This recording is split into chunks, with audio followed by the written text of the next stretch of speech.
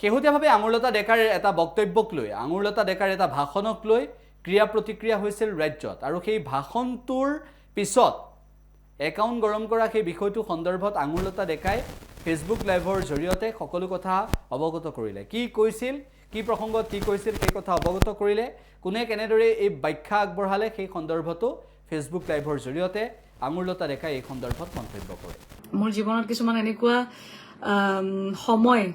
পৰিবেশ কিছুমান এনেকুৱা ধৰণৰ ঘপককৈ আহি গৈছে যিবিলাক হয়তো মই নিজেও ভবা নাছিলো কেতিয়াও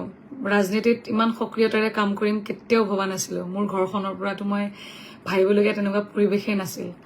কিন্তু যা হওক কাম্যৰ জন্মৰ আঁৰত ২-৩টামান বিষয় আছে মই আপোনালোকৰ আগত ৰাখিছো যে সৌভাগ্যক্ৰমে মই ভাৰতীয় জনতা পাৰ্টিত যোগদান কৰাৰ পিছত মই ৫টা বছৰ বিধায়ক হিচাপে বটদ্ৰা সমষ্টিত মই তাত কিছু সেৱা আগবঢ়োৱাৰ কাৰণে সক্ষম হৈছিলোঁ আৰু মোৰ প্ৰথমটো ৫টা বছৰত যিহেতু এগৰাকী সাংস্কৃতিক মানে আমি ক্ষেত্ৰৰ পৰা যোৱা বিষয়বিলাক আচলতে আমি বহুত দকৈ ভাবি পেলাই মানে অনুভৱ কৰিবলগীয়া কিছুমান এনেকুৱা হৈ যায় যে আমি আওকাণ কৰিব নোৱাৰোঁ বহুত গুৰুত্ব সহকাৰে কিছুমান বস্তু লৈছিলোঁ বিশেষভাৱে মহিলাৰ ক্ষেত্ৰত বহুত বিষয় মই দেখিছিলোঁ স্বচক্ষুৰে দেখিছিলোঁ যিবিলাক আমি হয়তো চিনেমাত দেখিছিলোঁ বা তেনেকুৱা ধৰণৰ চৰিত্ৰ নিজে ৰূপায়ণ কৰিছিলোঁ কিন্তু বাস্তৱ সমাজখনত গাঁৱে ভূঞে যেতিয়া কিছুমান জীয়া ছবি দেখিছিলোঁ সেইবিলাক দেখি পেলাই অন্তৰাত্মাই কান্দিছিলে যে ইয়াৰ পিছত কি হ'ব উত্তৰটো ক'ত আহিব নমস্কাৰ দেই নমস্কাৰ জুন্তি বিনীতা পম্পী নমস্কাৰ গতিকে সেই অভিজ্ঞতাত মই দেখিবলৈ পাইছিলোঁ আটাইতকৈ বেছি যিখন ছবি মই দেখিবলৈ পাইছিলোঁ সেইটো হৈছে যে বিধায়ক হিচাপে যেতিয়া তাত মই যিকেইটা দিন মই তাত আছিলোঁ মৰিগাঁৱত আছিলোঁ সেইখিনি সময়ত এনেকুৱা বহু যুৱতী মোৰ ওচৰত আহিছিল যিবিলাক হয়তো 16 বছৰীয়া কোনোবা গৰাকী 17 বছৰীয়া 18 বছৰীয়া 20 বছৰৰ তলত বহুত ছোৱালী এনেকুৱা আছিল যিবিলাকে ৰাতিপুৱা 5টা বজাৰ পৰা মোৰ ঘৰৰ সন্মুখত আহি ৰৈ থাকে আৰু তেওঁলোকৰ হাতত এটি কেঁচুৱা কোনোবাটো হয়তো 1.5 বছৰ কোনোবা 2 বছৰ কোনোবা 4 বছৰ বা একদম এনেকুৱা ধৰণৰ পৰিৱেশ মই স্বচক্ষুৰে আগতে কেতিয়াও দেখা নাছিলোঁ যদিও অসমখন বিভিন্ন সময়ত ঘূৰিছোঁ যদিও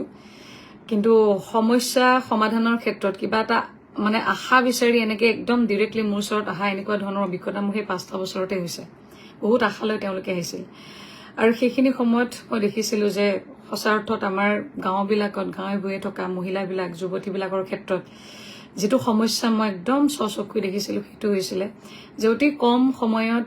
কম বয়সত বিয়া হোৱা আৰু তাৰ পিছত যাৰ লগত ভাল হৈছেতো ভালেই কিন্তু যাৰ লগত হয়তো ভবা মতে নহ'ল হয়তো কোনোবা এনেকুৱা যুৱতী মোৰ ওচৰত আহিছে যাৰ বিয়া হৈছে 2 বছৰ পিছতে স্বামী ঢুকাইছে আৰু কোলাত হয়তো একদম কণমানি এটি শিশু আৰু সেইখিনি সময়ত হয়তো চিন্তা চৰ্চা নকৰাকে হয়তো ঘৰৰ অমতত গুচি গৈছে বা পলাই গুচি গৈছে বা বিয়া হৈছে ছোৱালীজনীকতো আমাৰ এনেও সমাজত বুজা বুলিয়ে কয় বহুতে এতিয়াও সমাজত গাঁৱত গতিকে তেনেকুৱাকেও বহুত যুৱতী মোৰ ওচৰত আহিছিলে আৰু এটা কথা কৈ যে বাইদেউ এতিয়া কি কৰোঁ এই কেঁচুৱাটিক লৈ ক'ত যাওঁ বা আমাৰ সংস্থাপন দিয়ক কিন্তু ইমান সংখ্যক মই মোৰ নিজৰ সমষ্টিত নিজে দেখিছিলোঁ মই যিমানখিনি পাৰোঁ মোৰ সমষ্টিত থাকোঁতে যিখিনি পাৰিছোঁ তালৈকে কৰিছোঁ কিন্তু কাৰণ সমষ্টি এটা ধেমালি নহয় ইমান মানুহক একেলগে চাৰিওফালৰ পৰা সহায় কৰিবৰ কাৰণে ইমানখিনি সক্ষমতাও মানে সেইখিনি সময়ত মই নিজেও নতুন আছিলোঁ কাক কেনেদৰে কি ধৰণে সহায় কৰিম তথাপিতো মই মোৰ ফালৰ পৰা যিমানখিনি কৰিব লাগে কৰিছিলোঁ আৰু তাত মই বিশেষকৈ সেই ছোৱালীবিলাক সেই যুৱতীবিলাকৰ ক্ষেত্ৰত এই ধৰণৰ সমস্যাবিলাক দেখিছিলোঁ যে কম বয়সত বিয়া হয় বা অথবা কিছুমান মহিলা সময়মতে বিয়া হ'লেও তেওঁলোকে হয়তো যাৰ ভাল হৈছে ভালেই কিন্তু এনেকুৱা কিছুমান মহিলা আছিলে যিবিলাক সেই কম বয়সতে বিধৱা হৈছে বা পাৰিবাৰিক সংঘাততে হওক ঘৰৰ পৰা ওলাই আহিছে যিখিনি প্ৰাপ্য সেইখিনি প্ৰাপ্যখিনি পাবৰ কাৰণে তেওঁলোকৰ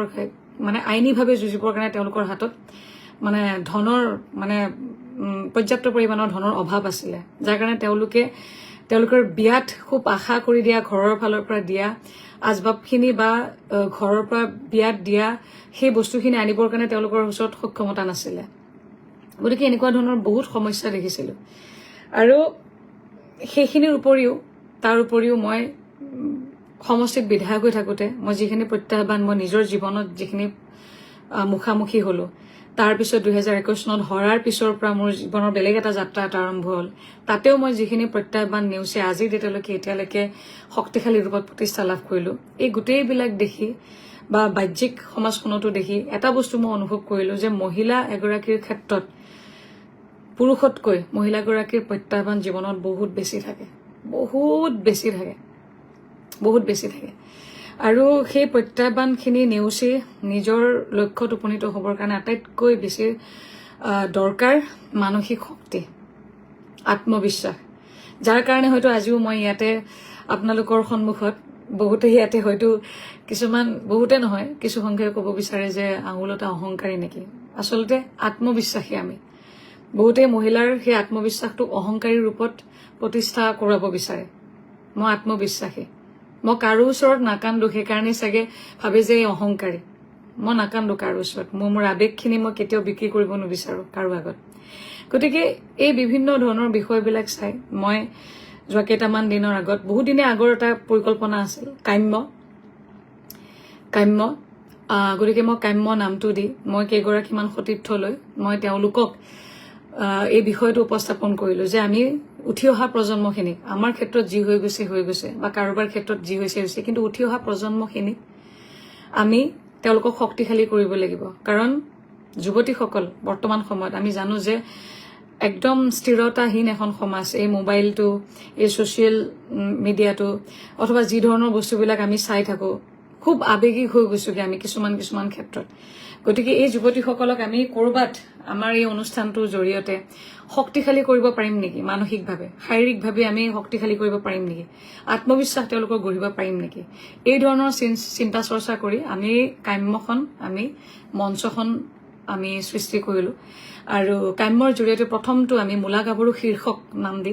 আমি 5 দিনীয়া কেৰাটে প্ৰশিক্ষণ এটা কৰিলো আমি জানো যে 5 দিনত কেৰাটে কোনেও শিকিব নোৱাৰে কিন্তু সেল্ফ ডিফেন্সৰ কেইটামান হলেও দিশ আমাৰ যিসকল ইয়াতে ছাত্ৰীসকলে আহি শিকি গৈছে তেওঁলোকৰ অভিজ্ঞতাখিনি বাৰু জনাব কেতিয়াবা ফেচবুকৰ জৰিয়তে কিন্তু আমি বহুত প্ৰয়াস কৰিছো যে তোমালোকে ভিতৰৰ পৰা তোমালোকে শক্তিশালী হোৱা কাৰণ আহি থকা সমাজখনত যিমানবিলাক প্ৰত্যাহ্বান আছে তাক যদি তোমালোকে নেওচি আগবাঢ়িব লাগে তেতিয়াহ'লে আটাইতকৈ বেছি ডাঙৰ তোমালোকৰ অস্ত্ৰ হ'ব যে মানসিক শক্তিটো গতিকে পৰিকল্পনাৰ ভিত্তিত যাতে জীৱনটো তেওঁলোকে জীয়াব পাৰে সেই কথাবিলাক চিন্তা কৰি আমি এই প্ৰথমটো কাৰ্যসূচী ললো আৰু সঁচা কথা ক'বলৈ গ'লে সেই অনুষ্ঠানটো সকলো ৰাইজে খুব আদৰি ল'লে ভাল পালে বহুত মহাবিদ্যালয়ৰ পৰা ফোন আহিল যে এনেকুৱা ধৰণৰ অনুষ্ঠান তেখেতসকলৰ মহাবিদ্যালয়সমূহতো কৰিব লাগে গতিকে সেই বিষয়টো আমাক বহুত আনন্দিত কৰিলে আৰু বহু কেইগৰাকী বিশিষ্ট ব্যক্তিয়ে ফোন কৰি জনালে যে বিষয়টো আগলৈও আমি লৈ যাব লাগে এই গোটেই অনুষ্ঠানটি আৰু তাৰপিছতে আমি শিৱসাগৰত কৰিলো এই অনুষ্ঠানটো আৰু আমি কেৱল মাত্ৰ তাত 5 দিনৰ কৰ্মশালাত কেৱল আমি কেৰাটে সেল্ফ ডিফেন্সৰ বিষয়টো আমি শিকোৱা নাই তাত আমি বহুত কেইটা বিষয় বিশিষ্ট ব্যক্তিসকলৰ দ্বাৰা তাত আমি তেওঁলোকৰ সেশনবিলাক দিয়েছিলো যেনেকে ছোৱালীবিলাকে বা মহিলাবিলাকে স্বাস্থ্যৰ ক্ষেত্ৰত কেনেকৈ যত্ন ল'ব লাগে সেই বিষয়ত আমি দিছিলো আইনৰ বিশেষ কিছুমান বিষয় নজনা কাৰণে আমি কিমান মহিলা থানাখনত গ'লে আমি ভয় কৰোঁ সেই আইনী কিছুমান বিষয় আমি তেওঁলোকক জনাবৰ কাৰণে